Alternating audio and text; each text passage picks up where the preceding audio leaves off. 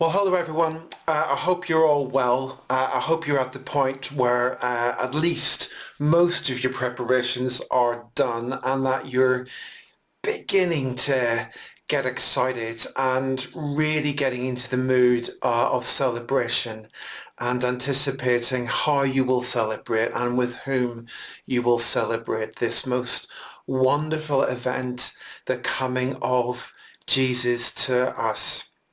Now, if you've been with us in SBC over the last number of weeks during Advent, you'll be aware that we've had a series of reflections from the book of Hebrews and thinking about the different ways in which it speaks to us of Jesus and his character and what he reveals to us about God. And for a few minutes today, I'm going to offer a reflection on a particularly memorable and vivid image of Jesus that we find at the end of chapter 6. So let me read God's word to you from Hebrews 6 and verses 13 through to 20. When God made his promise to Abraham, since there was no one greater for him to swear by, he swore by himself, saying, I will surely bless you and give you many descendants. And so, after waiting patiently, Abraham received what was promised. People swear by someone greater than themselves, and the oath confirms what is said and puts an end to all argument. Because God wanted to make the unchanging nature of his purpose very clear to the heirs of what was promised, he confirmed it with an oath. And God did this so that by two unchangeable things in which it is impossible for God to lie, we who have fled to take hold of the hope set before us may be greatly encouraged. And we have this hope as an anchor for the soul, firm and secure. It enters the inner sanctuary behind the curtain, where our forerunner Jesus has entered on our behalf, and he has become a high priest forever in the order of Melchizedek. Now there's just one theme I want us to reflect on this morning, and for some of us it might not feel very Christmassy, and yet it's one that I think we all need to make space to think about. So here goes. We often start sermons with questions about how we feel, how hopeful are we, how at peace are we, how close to God do we feel. But I want to pose a different kind of question this morning. How secure do we feel? And this is something I find myself thinking about a lot in recent months. I'm aware of lots of little ways in which, if I'm honest, I don't feel I can have the same level of certainty or confidence that I used to have when it comes to making plans and looking to the future. And I don't think I'm the only person who feels this way.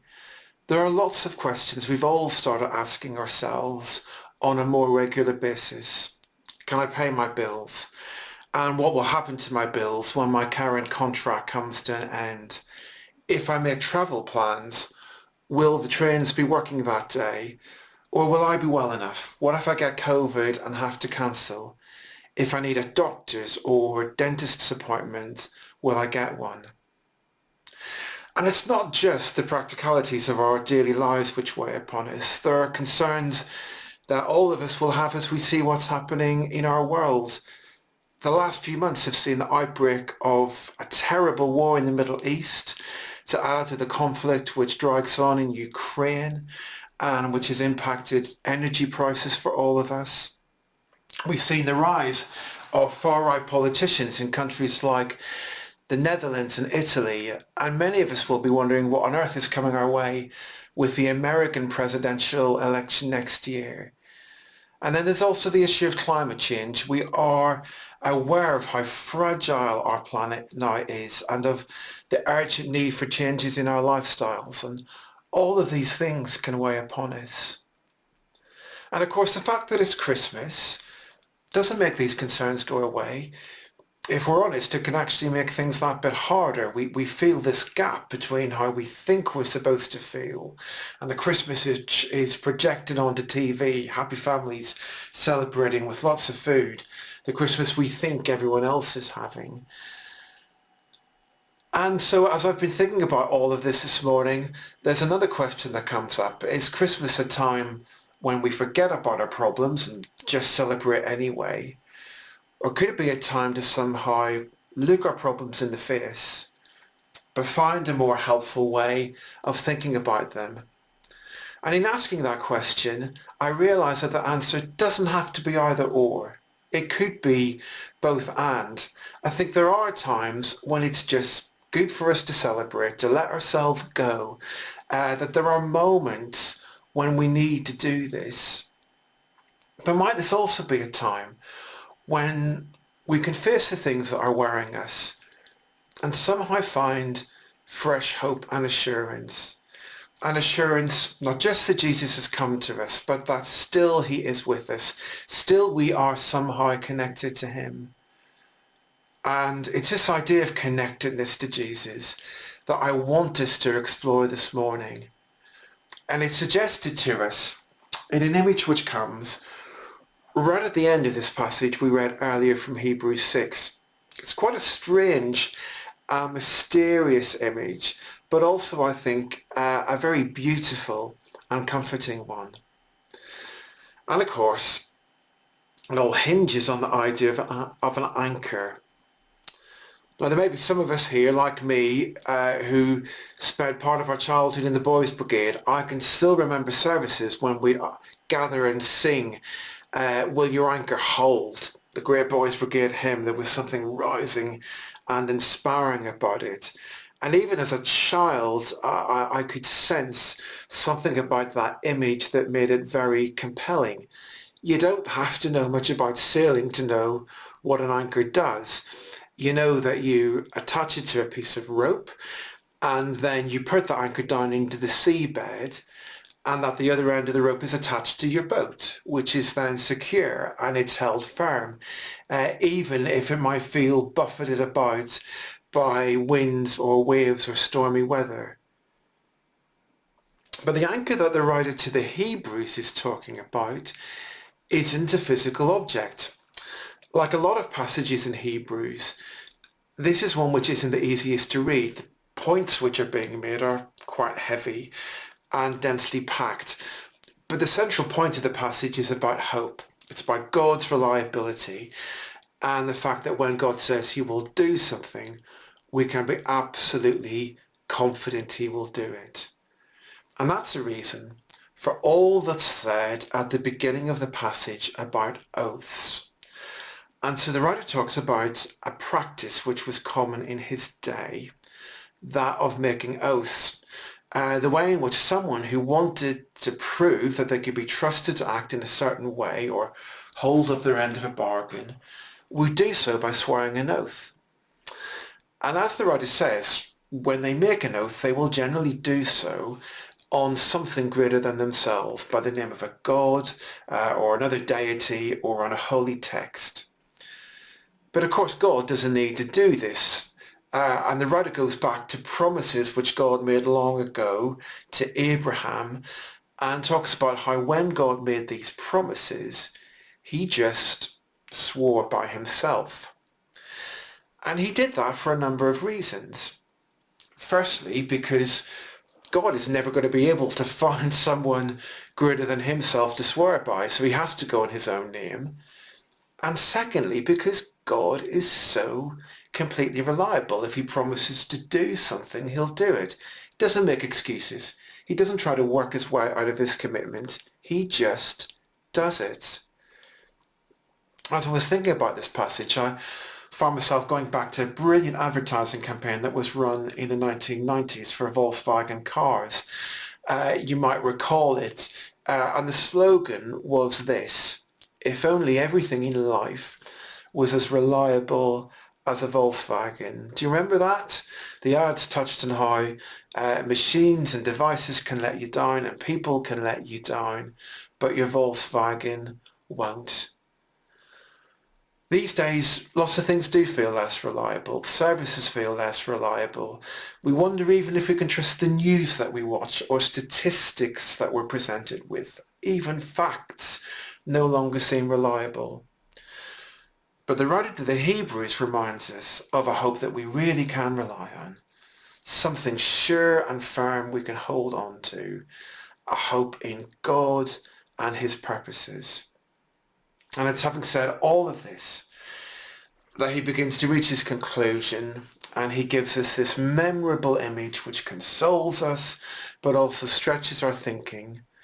He asks us to think about anchors, but reimagine everything we've ever understood about anchors, and gets to the high point of what he's saying. Let me read it to you again, verses 19 and 20. We have this hope as an anchor for the soul. Firm and secure, it enters the inner sanctuary behind the curtain, where our forerunner Jesus has entered on our behalf, and he has become a high priest forever in the order of Melchizedek. So as I was saying earlier, just think again about that idea of an anchor. But this time, it's not connected to the seabed, it's connected instead to Jesus. It's as if there is a line which holds us steady and firm. But instead of being plunged into the sea, it disappears from view and it goes into the presence of God. So the writer, I think, is asking these Jewish Christians to think about the temple in Jerusalem, where once a year on the Day of Atonement, the high priest would go behind the curtain and into the Holy of Holies to offer a sacrifice on behalf of the people. And then he says, think of Jesus as your priest forever in the presence of God and taking your prayers and concerns to God. And think of yourself as somehow connected to him by a rope, as it were, held secure.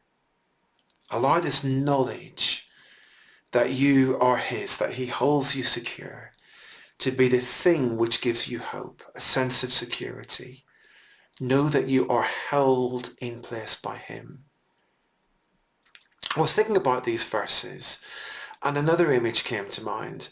I found myself thinking about abseiling. I'm not sure about the rest of us, but I hate heights. I'm terrible with ladders. I'm one of those people who feels very wobbly when I'm near any kind of ledge, the edge of a tall building or a viewing point. Can't even begin to imagine myself scaling any sort of heights. But I find myself thinking about people who abseil and the way in which they can attach themselves to a rope, and that provides their security. If you're held on to something secure, you will do things that you wouldn't otherwise do. You will jump over the edge of a cliff or a building that you'd never ever contemplate otherwise. And that rope is the guarantee of your safety. And you might like to take that image as something to reflect on and pray on. That idea that no matter what Christmas will hold, or the year that will soon be coming into view, whatever uncertainty you might face, how does it make you feel to know that you are held secure, that you are attached to Jesus who is so full of love, to Jesus who is absolutely committed to you, and who's not just come to earth for a season and then finished his work on behalf of humanity, but is still ministering for us even now as our great high priest in the presence of God. And like an anchor, you are attached to him. How does it feel to face this future, knowing how secure we are in him? Friends, I hope you have a great Christmas. But before that day comes, before we face the end of Christmas Eve, let me pray for you now. And I pray, my friends, that today and tomorrow and through the rest of this Christmas season, that you would feel a renewed sense of attachment to Jesus, a reassurance of his love, of his connection to you, and that you would know also the security he offers when times are uncertain, the calm he brings when things are rocky or stormy, and the lightness he makes possible when burdens are taken from us and when our requests are brought by him into the very presence of God. Friends, I hope you have a happy Christmas, a peaceful Christmas, a Christmas that feels secure. And I'll look forward to seeing you again very soon.